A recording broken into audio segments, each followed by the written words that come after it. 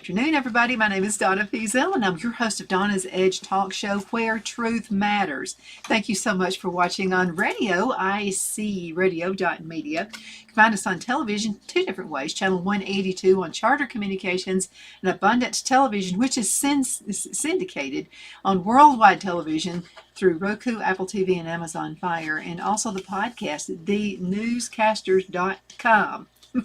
Bob Fritz with me right now. Old friend, we've been friends for a very long time. And Yes. It's so good to be with you. And Well, it's good to be here. Well, every Christmas and every Thanksgiving, I always want you to come on the show. You need And to come Easter, on. you dial me in for And Easter. I know something happened. I wanted to do Valentine's Day last year, but you was afraid it might get a little dirty, so I can't recall, but I remember we didn't do Valentine's Day. we didn't do it. I let you talk me out of it last Yeah. year. But I'm not going to do it this time, okay? He's going to be on the show. I can always find reasons for you to come in. Oh my! And because of your studies, and which is important in today's time. But we're going to talk about Thanksgiving, or you're going to talk about Thanksgiving. So how did the whole thing start? How'd the whole thing start? Well, it actually, what a lot of people don't know is the London Company financed the settlement at Jamestown. Mhm. And let's see, I got it written down here. Something is in the 1620s. And this company, in chartering the boat for them, said that, I wish I could find it in my notes real quick. Said that when you reach the New World, the first thing you must do when you get off of the boat called the Margaret, you must have a prayer of thanksgiving and a feast of thanksgiving. Mm-hmm. That was December the 4th, 1619, that they arrived, and they were called the Berkeley 100 in Charles County, Virginia. And they immediately got off the boat. This is in 1619. There were 38 of them. They got off the boat and they had a Thanksgiving celebration. And led the actual declaration of the London Company, and I'm going to read it to you, said that the day of our ship's arrival at the place assigned for plantation in the land of Virginia shall be yearly and perpetually kept holy as a day of thanksgiving to Almighty God. Now, that sends shivers up my spine. And that just aggravates the cat hair out of me that these idiots say that this nation wasn't founded on faith or religion. Well, these are the same people that think bin Laden had good sense. Also, the same people who think you can identify as a cat and a dog. Yeah, isn't that something? Gosh, anyway. It's amazing. Well, all I can say is, where's a closet when you need one? That's true. So that's a story about the Berkeley plantation. Believe it or not, it's still there, and it's owned by the Harrison family. But they arrived there December 4th, 1619, and began celebrating with God. Well, naturally, we have a competitive group called the Pilgrims. Mm-hmm.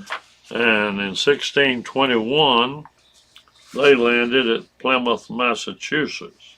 I have stood on that rock. And they gave Thanksgiving by having to have a good harvest. And they had one. And they had a feast. And they invited the Wampanoags, That's a mouthful. a tribe. Yeah. They invited them because they had with the last surviving Pawtucket Indian family. They survived the winter by being taught how to grow corn by putting a tiny fish in the hole, which before you put seed in. Mhm. Also, the Indians had plenty of food and they shared it.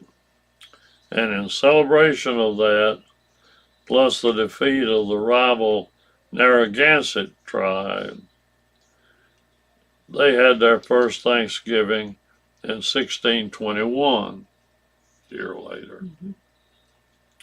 Then their second one they had in 1623, and that was in Boston. Now, here's a little tricky one that nobody knows, or very few know it. There was, at the time of the upheaval and religious conflict in Europe, and these people wanted to leave, and they did on the Mayflower and the Margaret and so many other ships, and came to America and had the first Thanksgiving. The people left in Europe, particularly in Germany, knew the Pilgrims were going to go and have a new life in a new world, and they were going to have a happy time. So they had a celebration, knowing that they were packing to go in October. Mhm. And this was a Thanksgiving festival for good crops. And it was primarily in Germany and France. Can you guess the name of it? Thanksgiving. Nope. Oktoberfest. There you go. Oktoberfest. Yeah, we have Hallelujah. Oktoberfest all the time. Oktoberfest, and we still have that name. Isn't that Mhm. amazing? By George, I told you something you didn't know then. I know now. I'm ready for next year. So anyway, they still celebrate the Oktoberfest, and Thanksgiving was moved around, and the next one was in 1617. So Thanksgiving is an integral and important part of our American heritage, and primarily Governor Bradford of Massachusetts just practically codified it for the Plymouth colony. And in 1623, he issued a proclamation creating Thanksgiving following victory in the Pequot War. And in the late 1830s, they celebrate the bloody victory, thanking God. I'm quoting him, that's why I'm reading it. Thanking God that the battle was won. That was the whites versus the Indians, first one. So after that, Thanksgiving became an annual celebration of the harvest, and were made mostly designated days by the church. And naturally, it was so popular that what's going to happen? Politicians going to get involved. Oh no, here's the downfall. So the states began. Remember, at that time, we had independent states, although we were the United States. The states were individual countries of their own. Mhm. And they began competing for days to hold Thanksgiving. What a silly thing to fight over. But we fight over sillier It's things. sillier now. Yeah, we fight over much sillier things. So, with that happening, they went back to the proclamation of George Washington. He wasn't alive then. Forgive me, Lord, for I have sinned. So, it happens when you're 90. It happens when you're my age too, and younger. So anyway, George Washington, in his brilliance, had thought that this would happen. And he had proclaimed the first national Thanksgiving celebration as November the 26th. And he did that in 1789. So you can see that these people these states and territories have been squabbling for almost 80 years. So he said that it should be November 26, 1789 is designated as a day of public thanksgiving and prayer, to be observed by acknowledging with grateful hearts the many and signal favors of Almighty God, and calling on Americans to unite in most humbly offering and prayers and supplications to whom the great Lord and ruler of the nations and beseech him to pardon the national sins of the people. So some of that's paraphrasing Washington, most of it's a direct quote. But he, being as brilliant as he was, is foreseeing that there's going to be competition, and that these people should realize that what it is a religious day, thanking God for the founding of a free country. And it just kills me to see these people paid by George Soros out there rioting in the streets over nothing. Anyway. Well, it's to keep you busy and keep you distracted. Of And course. again, when the government comes into anything, there's always going to be conflict. It's all about division, dividing us all. Yeah, well, the thing that some people don't understand is Thanksgiving was never a religious holiday. Thanksgiving has never, ever had anything to do with a church or denomination. A lot of people say, well, I go to First Baptist and we celebrate Thanksgiving, so it's a Baptist holiday. It's not. This is a national memorial holiday, and it cannot be denied. And you can't pawn it off on some religious sect as being idiots, which they do on most everything. It's like, now we hear it's making history. Everybody wants to make history in something. Most of the history has already been made. I mean, you're just Right. paraphrasing it. That's correct. And of course, Abraham Lincoln, being as great as he was, he knew that these problems were going on after the Civil War. And he passed a day, setting a day for Thanksgiving that had nothing to do with religion. Well, we had countries, like some Spanish countries in South America, have a Thanksgiving Day and claim it was their holiday and we stole it. So this goes back to the 1800s. And Franklin Roosevelt moved the day. I don't know whether I've got the date on that or not. Anyway, I'll tell you what, he moved it from where it was. They had it at, tried to make it nationally at November 6th. But we're in a depression. And we're trying to come out of it just before World War II. In 1939, when I was 6 years old, Roosevelt went to Congress and said we must establish a national day of Thanksgiving. And everybody thought, what a wonderful man. We already had it several times. Yeah, but you know what he is doing? He was establishing one more week for shopping before Christmas. Yeah, I wondered about that. Is it for retail?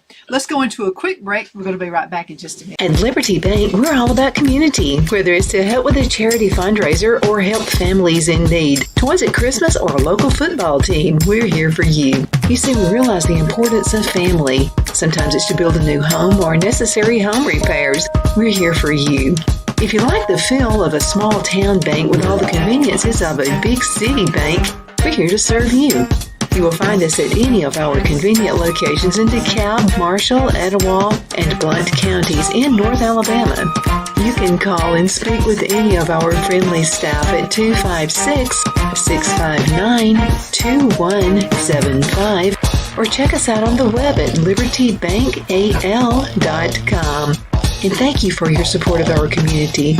Member FDIC Equal Housing Lender.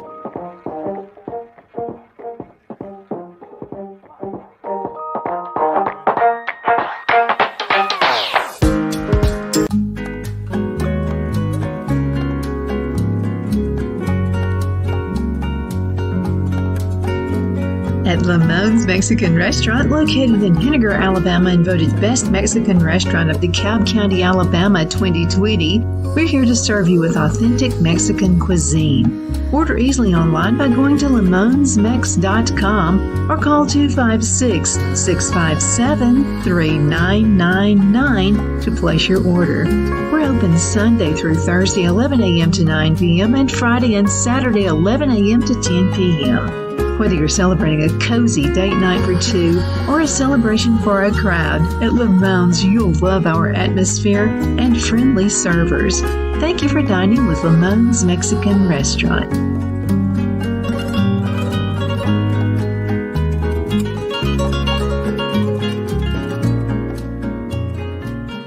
My Towels solved a problem that we've all had with towels. You go into the stores and they feel lotiony and soft, but then you get them home and they wind dry you.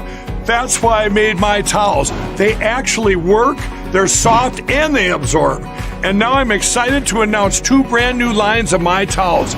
What makes them the best towels ever is they're now made with 100% long staple Shapir cotton. This is a combed ring-spun cotton that makes My Towels even softer and more absorbent than ever. And now you get a 6-piece set for an amazing introductory sale price as low as $29.98. So go to MyPillow.com or call the number on your screen. Use your promo code to get My Towels for only $29.98. Or you can get my designer premium line for just $20 more. Either way, you save 50% now on all My Towels. They actually work. What a concept. This offer won't last long, so please order now. MyPillow.com. Jeff McCurdy of the McCurdy Law Firm has been a public service of this area for over 10 years. McCurdy, a member of the Henniger City Council, serves as prosecutor for the town of Sylvania and was named public defender for the city of Rainsville. The McCurdy Law Firm is located at 17326 Alabama Highway 75 in Henniger to better represent his Jackson and DeKalb County clients. If you need to be represented by a true public servant with proven success, call Jeff at 256-996-8701 or send a private email to mccurdylawfirm@gmail.com. No representation is made that the legal services performed is greater than the legal services performed by other lawyers.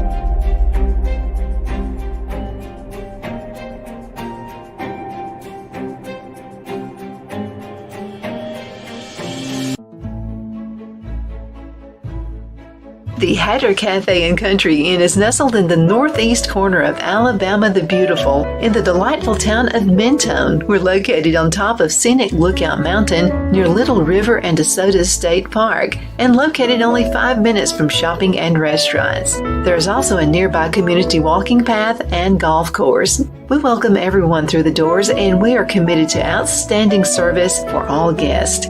At the Hatter Cafe and Country Inn, we invite people from all walks of life to come and get away from it all, enjoy the open spaces, treetop views, fresh, clean air, and experience Southern hospitality at its finest. We look forward to hosting you. To reserve a special event, or if you would love a special getaway at the Country Inn, you can call us at 256-634-2018.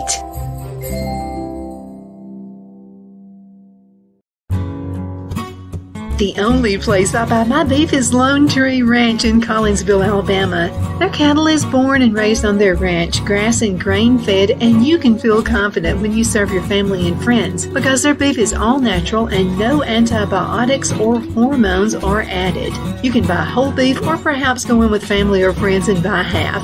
Their customer service is #1 as they take care of the delivery to their local processor and can deliver to your home for a small added fee. They also offer herd replacement heifers. I always call Lone Tree Ranch in Collinsville, Alabama for my beef specialty recipes and cookouts, and you can too. Food shortages are increasing, so buy local by calling 256-523-6462. That's 256-523-6462.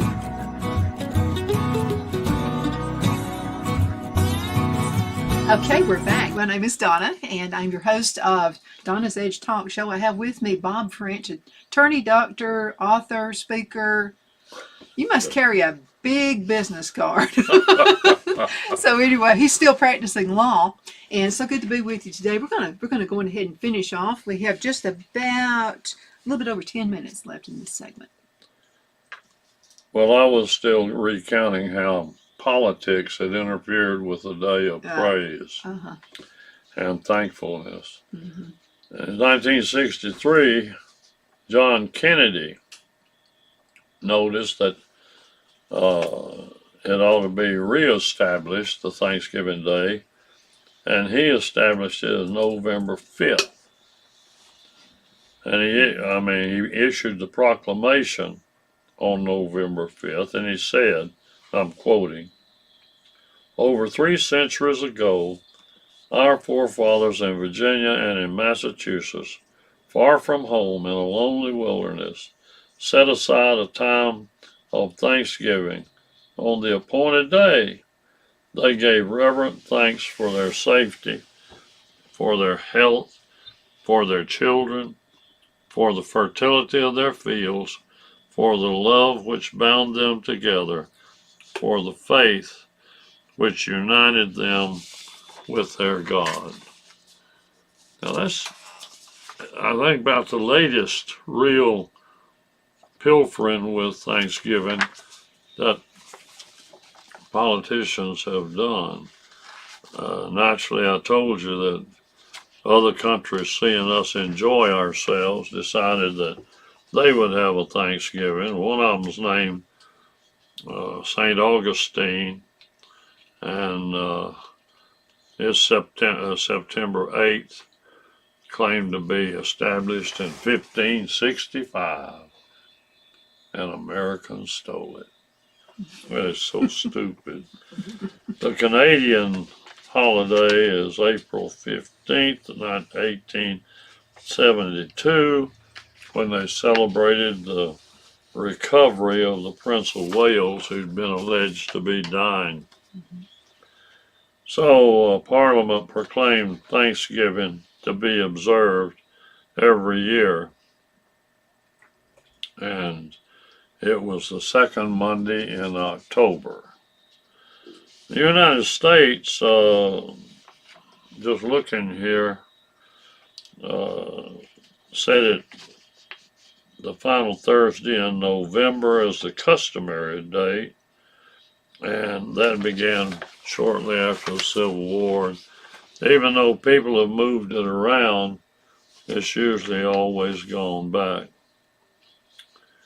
Oh, there is a little side note that's funny.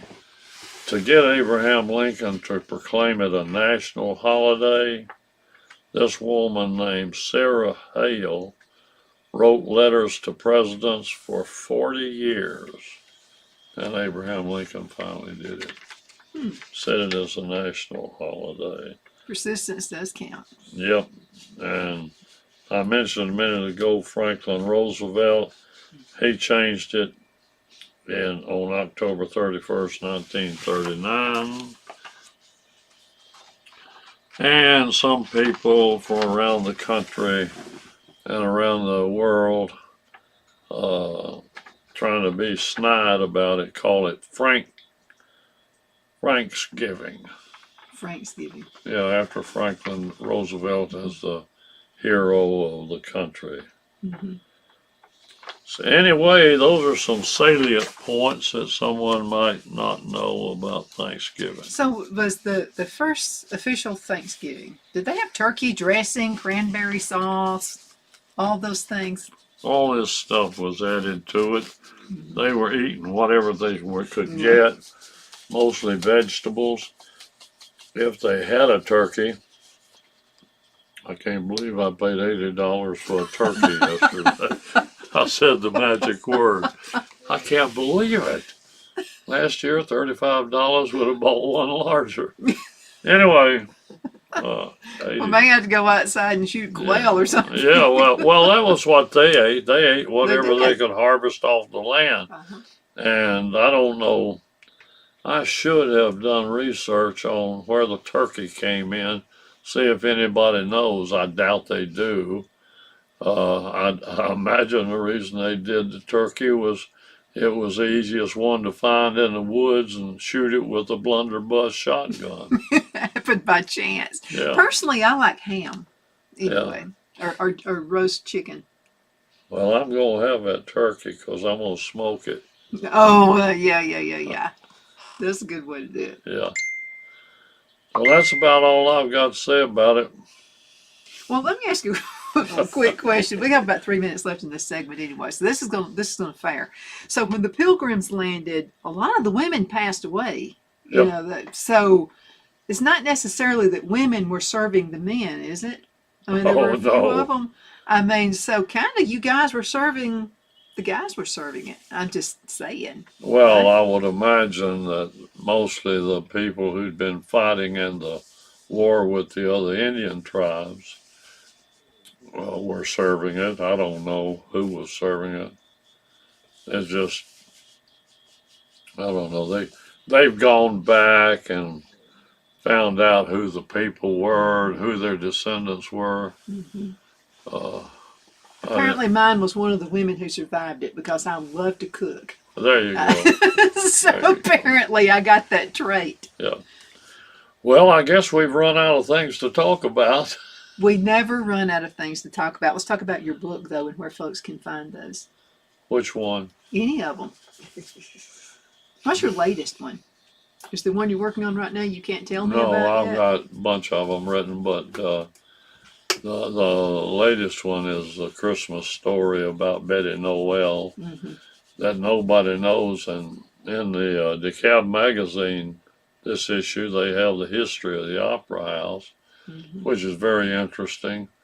But they run out of gas when they get up to how it was saved. And they didn't give Betty Noel credit for confiscating the curtain of the Jewel Theater in Birmingham. Well, That you're curtain- going to do that on the Christmas segment. Well, We're gonna it's have it in just my a few book. weeks. It's in my book. Well, that's what it is, the story, the secret story about how the Opera House was saved. Mhm. And then nobody tells it, and this woman has just written about a 5-page article for that magazine with all sorts of good stuff in it, but she doesn't mention how it was saved. She just mentions that Landmarks of DeKalb was organized. She has no idea what went on behind it. Well, you and I are going to bust that story out in just a couple of weeks. All right, well, I'll be happy to talk about it, but that's my latest book. I've got other books ready to go, but I haven't. I just can't catch up on time. He doesn't have to. Thank you, Bob, so much for being on the show today. Thank you. I It's always a enjoyed it. pleasure. Absolutely. And thank you so much for watching. You can find us on television, channel 182 on Charter Communications, and Abundance Television, which is syndicated. You can find us on Roku, Apple TV, and Amazon Fire. And don't forget the podcast, too, the newscasters.com. Thank you so much for watching, and happy Thanksgiving.